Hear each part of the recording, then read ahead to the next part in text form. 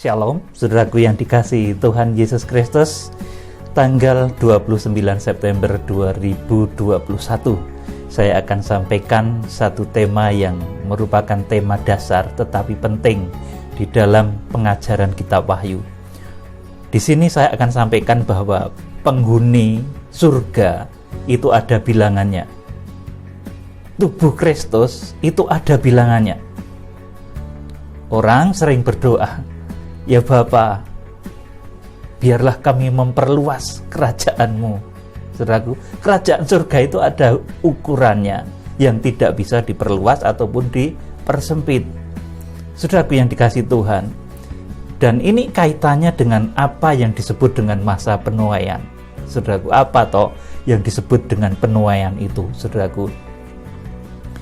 Jadi terkait dengan penghuni surga atau tubuh Kristus itu yang memiliki bilangan, memiliki hitungan, seperti di dalam suratan Roma dituliskan seperti itu. Saudara, kalau nanti bilangannya itu sudah genap, maka di akhir zaman akan ada masa yang luar biasa yang namanya masa penuaian. Saudaraku, masa penuaian itu adalah, berulang kali ini sudah saya sampaikan, masa yang begitu indah bagi orang Kristen yang sungguh-sungguh dewasa imannya. Tetapi masa penuaian itu juga merupakan saat-saat yang begitu pilu dan menyedihkan bagi orang-orang Kristen yang tidak sungguh-sungguh imannya, yang kanak-kanak rohani terus, yang tidak mau bertumbuh dewasa. Dia hanya berkutat dalam masalah-masalah dasar keimamannya, saudaraku, masalah nama Tuhan, kemudian masalah penumpangan tangan, masalah baptisan. Saudaraku, berkutat dalam hal itu terus, tidak mau bertumbuh di dalam pengetahuan yang lebih lanjut, menjadi bait suci Allah, dipenuhi firman, dipenuhi Roh Kudus, memiliki jam-jam sembah. Saudaraku, banyak kali orang itu pintar berdebat, tetapi ketika dia ditanya apakah punya jam doa, jam sembah kepada Tuhan, oh tidak. Saudaraku, padahal jam sembah ini sangat penting, menentukan nanti seseorang itu terukur menjadi bait suci Allah atau tidak, layak diungsikan atau tidak, layak harpazo atau tidak, ketika nanti masa antikris itu tiba. Saudaraku, jadi masa penuaian ini adalah saat Allah mengukur kualitas iman gerejanya. Orang Kristen yang kualitas imannya mencapai ukuran yang ditetapkan oleh Tuhan, maka akan mendapat perlindungan manakala bahaya-bahaya pemusnah, penyakit, saudaraku, wabah ini menimpa bumi. Sementara itu orang-orang Kristen yang kualitas imannya itu tidak terukur, alias kanak-kanak, memiliki iman yang kanak-kanak, tidak mau bertumbuh, sukanya berdebat, saudaraku, untuk hal-hal saudaraku, masalah-masalah dasar keimaman, tidak bertumbuh kepada pertumbuhan yang lebih lanjut, itu disebut sebagai kanak-kanak rohani. Orang-orang seperti itu nanti menjelang akhir zaman, saudaraku, pada masa penuaian ini akan diizinkan oleh Tuhan masuk dalam masa yang penuh kesulitan, diizinkan terkena tulah-tulah pemusnah yang akan melanda bumi di akhir zaman. Baik itu tulah pemusnah yang berasal dari keganasan manusia akhir zaman. Manusia akhir zaman itu brutal, saudaraku, sadis. Atau tulah yang bisa timbul dari wabah, sakit, penyakit, ataupun juga mungkin dari bencana-bencana alam yang diizinkan oleh Tuhan terjadi menjelang kedatangan Tuhan.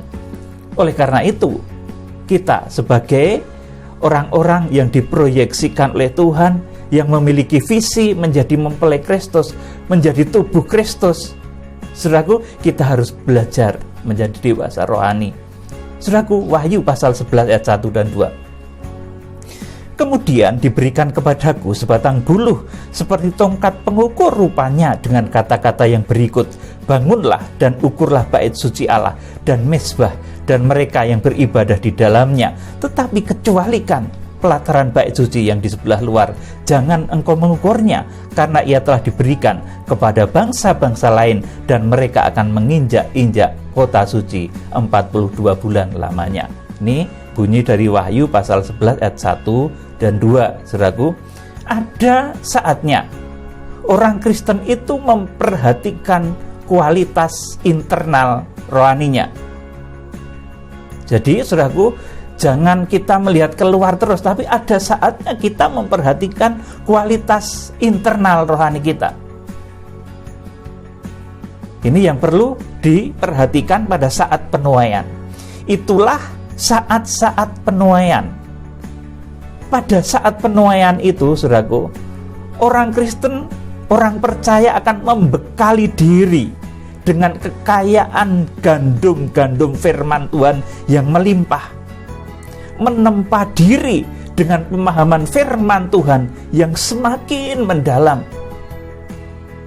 untuk memahami rencana Tuhan bagi gerejanya di akhir zaman. Nah, penuaian ini pula yang dahulu dilakukan oleh Yusuf di Mesir, saudaraku, untuk memelihara seluruh negeri Mesir dari masa kelaparan yang akan menimpa. Bisa dibaca di Kejadian pasal 41 ayat 29 sampai 30, juga Kejadian pasal 41 ayat 34 sampai 36. Saudaraku, demikian pula nanti di akhir zaman. Ini sebagaimana nubuatan para nabi. Nubuatan yang juga dahulu terjadi di kitab Kejadian ini.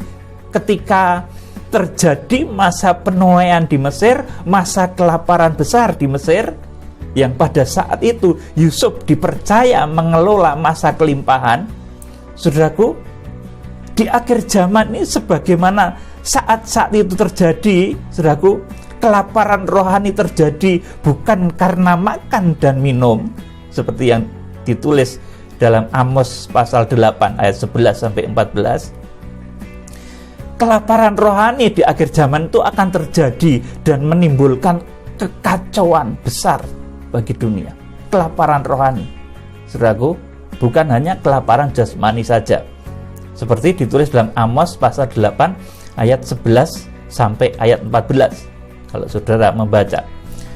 Karena kelaparan rohani itu, saudaraku, orang akan kehilangan pegangan hidup.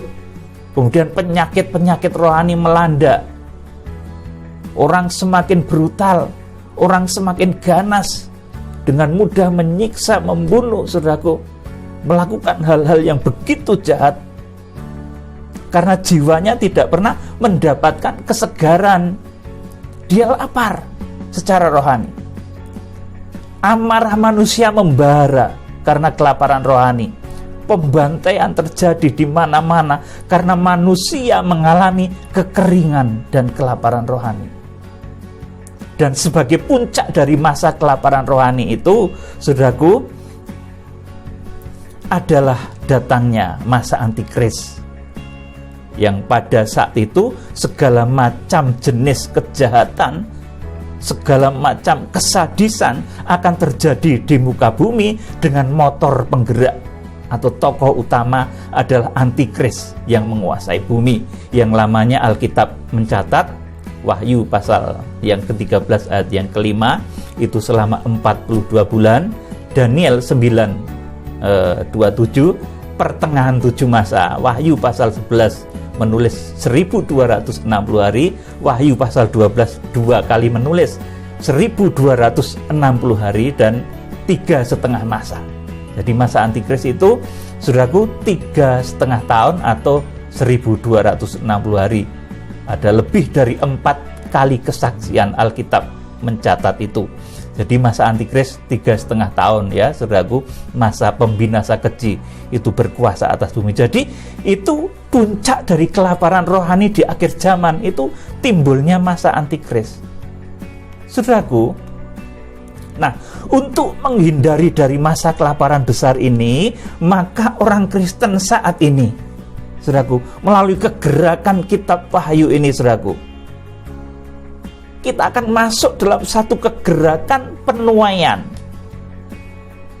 Kegerakan untuk membekali diri dengan kekayaan surgawi, yaitu kekayaan firman dan kuasa Tuhan yang begitu dahsyat. Ini yang akan kita, saudaraku, persiapkan di masa penuaian ini. Saudaraku, dan ada jaminan pasti bahwa orang yang masuk di dalam kegerakan kitab Wahyu, dalam kegerakan penuaian ini, saudaraku, akan terselamatkan manakala bencana-bencana nanti melanda bumi. Jadi kegerakan penuaian ini adalah kegerakan untuk pendewasaan iman, supaya iman Kristiani itu terukur seperti tertulis dalam kitab Wahyu pasal 11 ayat 1 dan 2 yang sudah saya bacakan tadi. Jadi supaya kekristenan itu terukur menjadi bait suci Allah, tidak seperti bait suci yang sebelah luar atau pelataran tidak terukur, saudaraku. Saudaraku, tidak kalau di Wahyu pasal 12 nanti selanjutnya berdasar tingkatan iman di bait suci itu, saudaraku, maka jemaat Tuhan itu akan harpazo, kemudian akan diungsikan, kemudian yang akan rohani itu akan tertinggal, saudaraku. Jadi seperti ruang Maha Kudus, ruang kudus dan pelataran, saudaraku. Jadi ada jaminan pasti bahwa orang yang masuk dalam kegerakan penuaian ini, kegerakan kitab Wahyu ini, akan terselamatkan manakala bencana-bencana besar melanda bumi. Kegerakan penuaian ini adalah kegerakan pendewasaan iman, supaya iman di bumi ini terukur seperti yang tadi sudah saya bacakan di dalam kitab Wahyu pasal 11 ayat 1 dan 2. Saudara yang dikasihi Tuhan Yesus, jadi kegerakan penuaian ini adalah kegerakan untuk memenuhi lumbung hati dengan kekayaan firman Tuhan. Ini yang dimaksud penuaian. Jadi penuaian itu kegerakan untuk memenuhi lumbung hati dengan kekayaan firman Tuhan. Ini penuaian, saudaraku. Sementara itu kehidupan orang yang tidak menyediakan hati untuk dimasuki oleh kekayaan firman, oleh kekuatan Roh Kudus. Bila masa kelaparan itu terjadi, saudaraku, bila 7 tahun itu, saudaraku, 7 tahun terakhir itu terjadi, saudaraku, maka saudaraku akan diizinkan oleh Tuhan digilas oleh kesukaran zaman. Sekarang ini zaman semakin sulit, himpitan datang dari kanan kiri, dari atas, dari bawah, kita jadi sesak. Saudaraku, kesukaran hidup semakin nyata, kompetisi dalam kehidupan juga semakin ketat, cari kerjaan gak mudah lagi, saudaraku, cari duit juga menjadi sulit. Saudaraku, banyak orang yang tergilas oleh arus zaman ini sehingga gagal mencapai hakikat hidup. Banyak orang yang terkena penyakit-penyakit jasmani maupun rohani karena himpitan hidup, stres, depresi, kemudian penyakit jantung, darah tinggi, diabetes. Saudaraku, ini seringkali dipicu dan menjadi penyebabnya itu adalah kelaparan rohani loh, saudaraku. Karena kelaparan rohani, orang menjadi terkena penyakit-penyakit yang saya sebut tadi, seperti stres, depresi, jantung, darah tinggi, diabetes, saudaraku. Itu kadang bukan karena pola makanan, tapi karena stres yang begitu luar biasa. Manusia semakin sulit di akhir zaman. Akhirnya penyakit itu begitu mudah mendatangi manusia akhir zaman. Saudaraku yang dikasihi Tuhan, kehidupan orang yang tidak dipenuhi oleh berkat-berkat penuaian, yang tidak dipenuhi dengan kuat kuasa Roh Kudus, berkat-berkat firman Tuhan, suatu saat akan menghadapi masa-masa yang sangat berat yang disebut masa kelaparan, yang nanti waktunya juga 7 tahun, saudaraku. 7 tahun terakhir sebelum kedatangan Tuhan Yesus itu saya mengistilahkan itu sebagai masa kelaparan, saudaraku. Jadi saudaraku, kehidupan orang percaya yang tidak dipenuhi oleh berkat-berkat penuaian, berkat-berkat kuasa firman Tuhan yang dahsyat, suatu saat akan menghadapi masa-masa berat. Kehidupan yang tidak dipenuhi dengan firman dan kuasa, ini disebut Kristen kanak-kanak. Dalam kitab Wahyu pasal 11 ayat 2 tadi sudah saya bacakan, itu disebut sebagai Kristen halaman bait suci yang oleh seizin Tuhan ini terkena berbagai macam himpitan, Saudaraku, oleh karena itu, jika saat ini banyak dijumpai orang-orang percaya, ini orang percaya juga saudaraku, terkena tulah pemusnah, berbagai macam wabah, perusakan, penghancuran, saudaraku, sesungguhnya ini memerlukan koreksi ke dalam. Bukan waktunya lagi kita menyalahkan orang lain sana sini, saudaraku. Kita harus menguji diri, apakah kita ini sudah beranjak menjadi dewasa rohani atau belum, saudaraku. Jadi ada saatnya kita itu tidak usah menyalahkan orang lain, karena itu memang seizin Tuhan untuk memacu kualitas internal ibadah Kristiani, saudaraku. Sebab dengan tegas firman Tuhan menyatakan bahwa orang-orang yang diizinkannya terkena tulah ini adalah orang-orang yang gagal menjadi bait suci Allah. Wahyu pasal 11 ayat 1 dan 2 tadi. Mereka itu memang dibiarkan diinjak-injak oleh bangsa asing. Bunyinya seperti itu.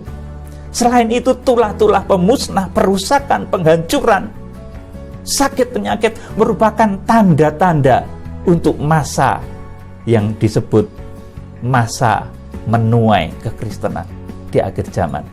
Saudaraku yang dikasihi Tuhan,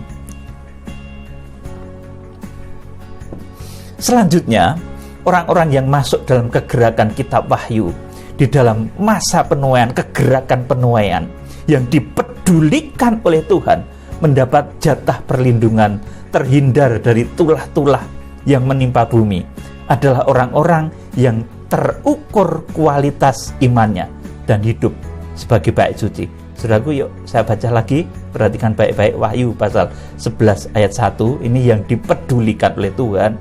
Orang-orang yang masuk dalam kegerakan penuaian, mengerti rahasia kitab Wahyu, membekali diri dengan kekayaan firman Allah. Saudaraku, ini Wahyu pasal 11 ayat 1. Bangunlah dan ukurlah bait suci Allah dan mezbah dan yang beribadah di dalamnya. Wahyu pasal 11 ayat 1.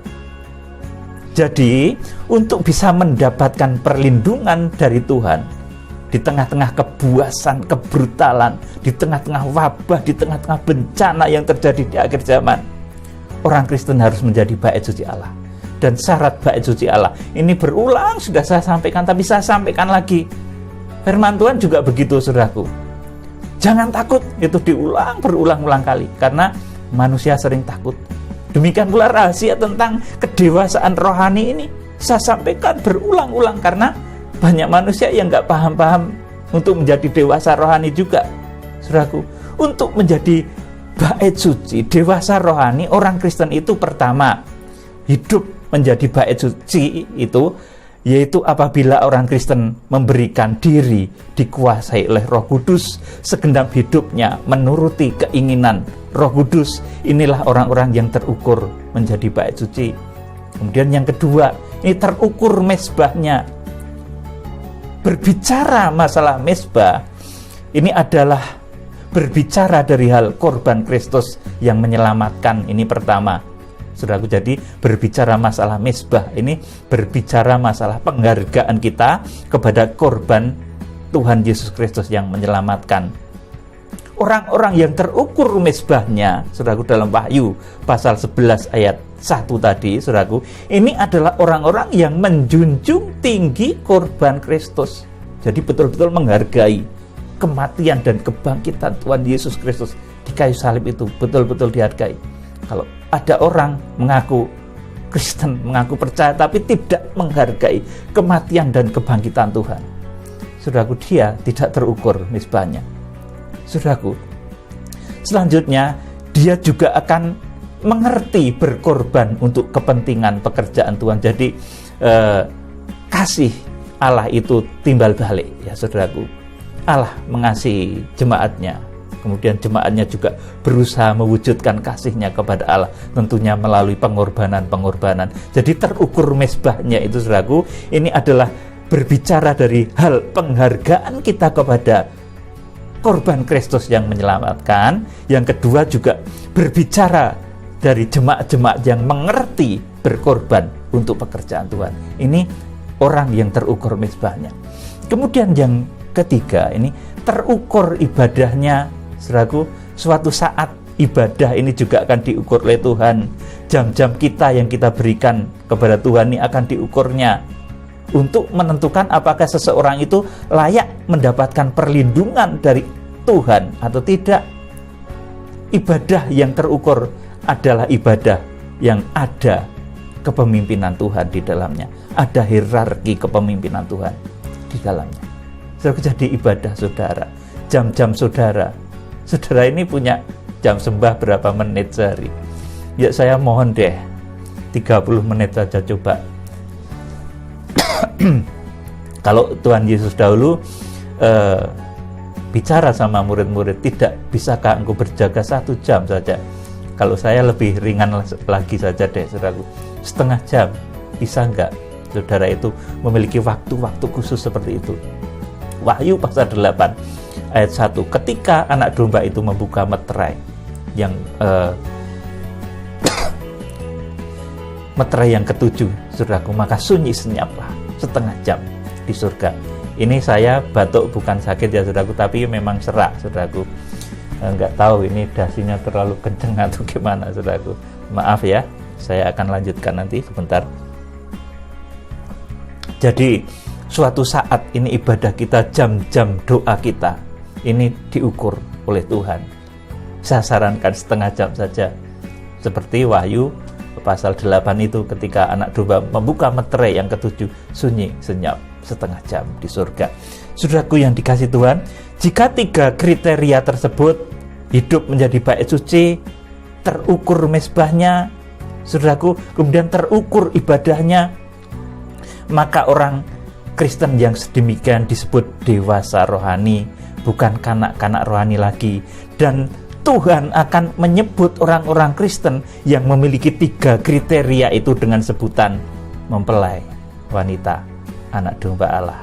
Wahyu pasal 12 ayat 1 dan 2, Wahyu pasal 19 ayat yang ke-7, Wahyu pasal 21 ayat yang ke-9.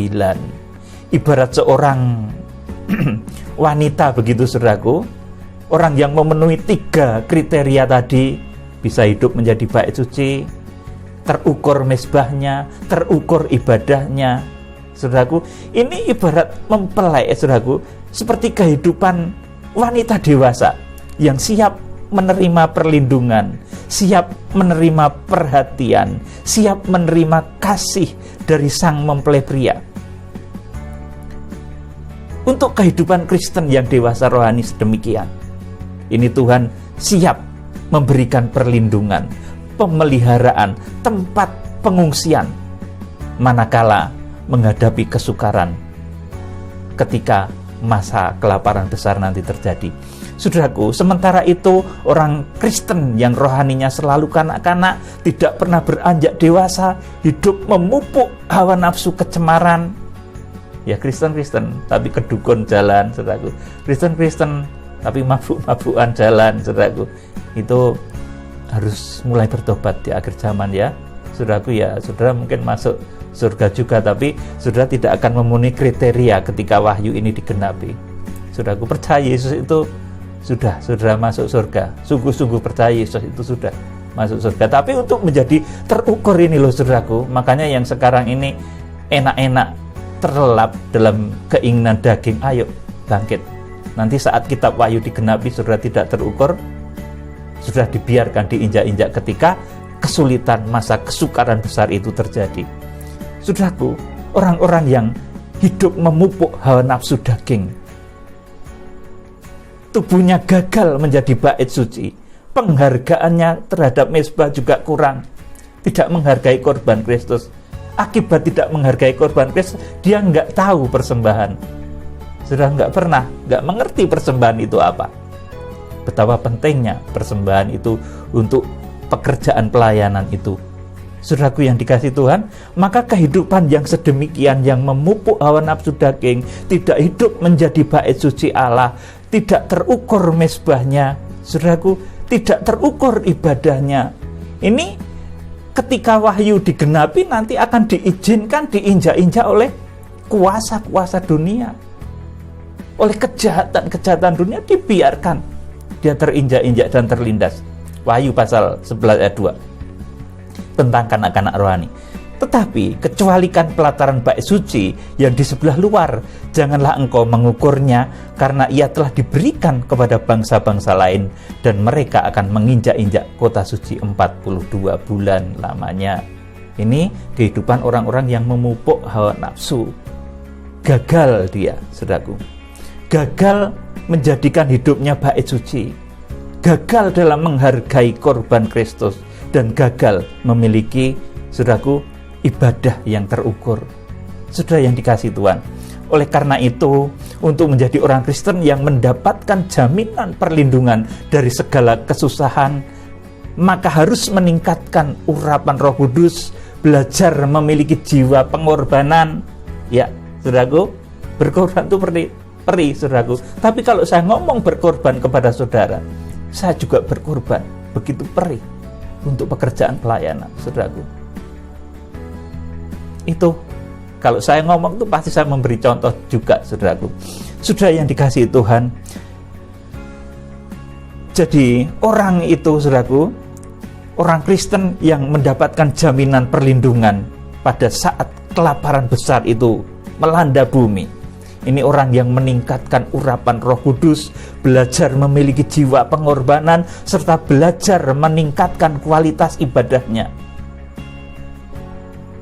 Dan untuk mengetahui mengapa saat-saat ini kita perlu mengadakan pelayanan penuaian kegerakan Kitab Wahyu, maka perlu memahami rahasia perjalanan cinta kasih Tuhan di sepanjang zaman. Saudaraku yang dikasihi Tuhan, jadi perhatikan baik-baik ya, ini perkataan ini, saudaraku. Yang disebut penuaian itu adalah suatu kegerakan pemenuhan firman Tuhan kepada seluruh jemaat Kristen di seluruh penjuru bumi dari berbagai ragam aliran kekristenan untuk disatukan dalam satu kesatuan tubuh Kristus. Saudaraku, jadi yang disebut penuaian itu bukanlah kegerakan penginjilan. Perhatikan baik-baik.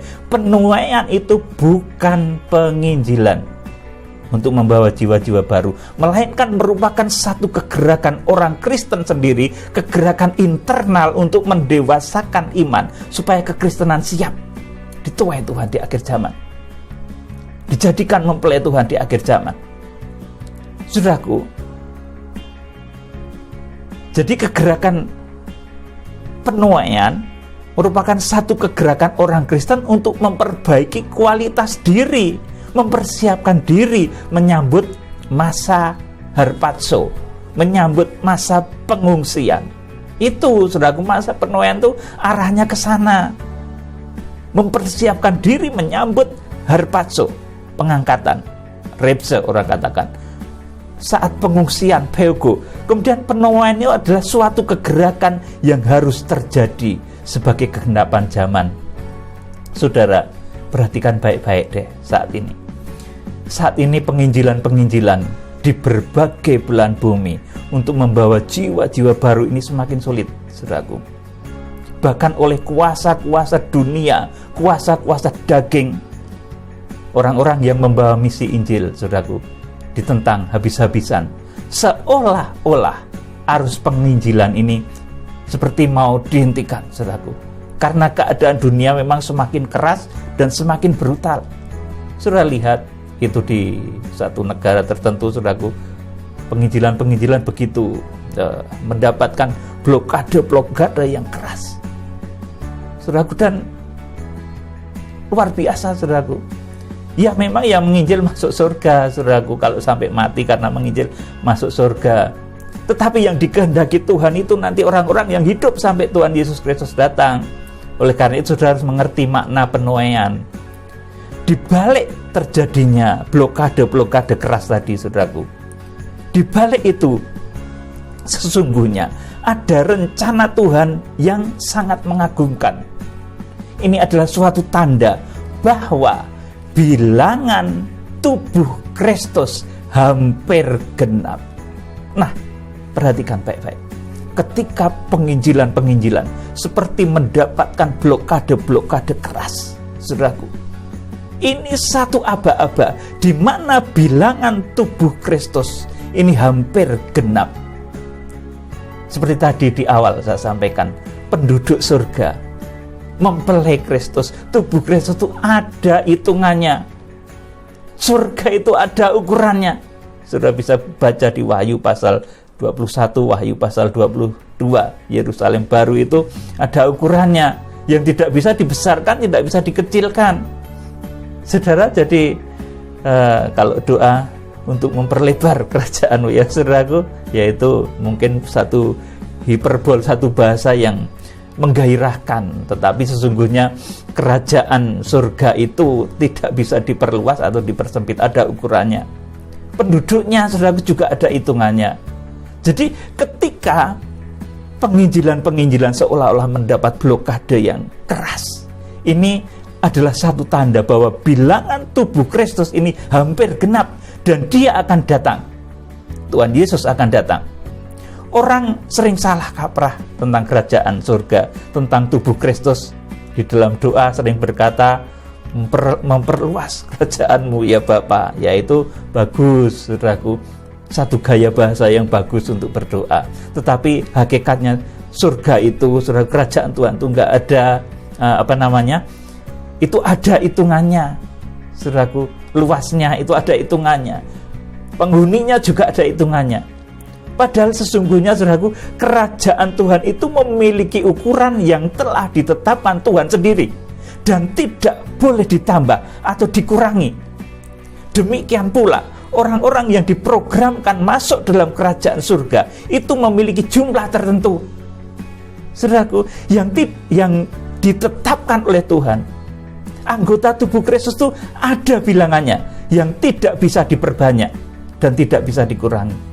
Ini rahasia dari masa penuaian. Sudah saya beritahu, saat-saat ini di mana kegerakan penginjilan mulai, saudaraku, sepertinya tidak efektif lagi, saudaraku.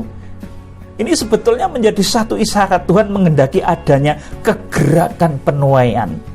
Kalau bilangan tubuh Kristus itu sudah genap, maka tiba waktu yang disebut masa penuaian, yaitu suatu masa untuk mempersiapkan orang-orang percaya hingga mencapai standar iman yang tertentu, hingga bisa mengalami harpazo, hingga bisa mengalami pengungsian, suatu masa di mana orang Kristen harus memenuhi dirinya dengan ilmu-ilmunya Tuhan, dengan hikmat makrifatnya Tuhan, dengan kekayaan firman dan kuasa Tuhan yang luar biasa.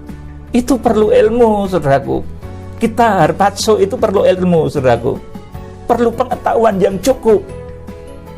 Saudaraku yang dikasih Tuhan, jadi yang disebut penuaian itu bukanlah penginjilan untuk membawa jiwa-jiwa baru, itu baik, saudaraku, melainkan merupakan satu kegerakan untuk mengkayakan gereja Tuhan dari segala bangsa, suku, bahasa dengan kekuatan firman Allah dan Roh Kudus, untuk bisa mengerti rahasia kedatangan Tuhan, untuk terjadinya harpazo. Ini orang percaya tidak boleh hanya sekedar percaya saja, melainkan harus dewasa rohani. Bila bilangan tubuh Kristus sudah genap, maka tibalah saat penuaian. Ini ada ayatnya, saudaraku. Bilangan tubuh Kristus suatu saat genap.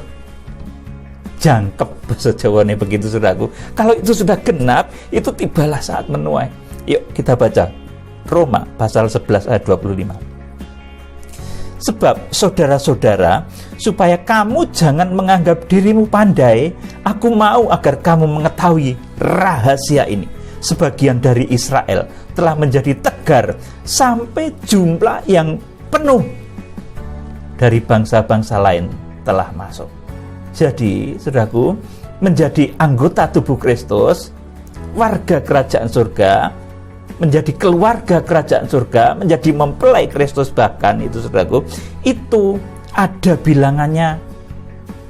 Kalau jumlah yang penuh dari bangsa-bangsa lain telah masuk seperti Roma 11 ayat 25 ini terjadi, maka nanti, saudaraku, akan terjadi kegerakan penuaian. Jadi kegerakan-kegerakan penginjilan ini sejak zaman para rasul hingga kegenapan Roma pasal 11 ayat 25 ini, Saudaraku, penginjilan itu saudaraku kapan? Saudaraku, sejak zaman para rasul hingga kegenapan Roma 11:25 ini, saudaraku, ini Tuhan memiliki ketetapan jumlah orang yang akan diselamatkan. Dan apabila jumlah bilangan orang yang diselamatkan itu sudah penuh, saudaraku, maka kegerakan penginjilan itu akan berubah menjadi satu kegerakan dasar yang namanya kegerakan penuaian. Ini dipahami baik-baik, supaya saudara nanti tidak berbenturan dengan dunia. Saudara tidak melakukan satu kekonyolan.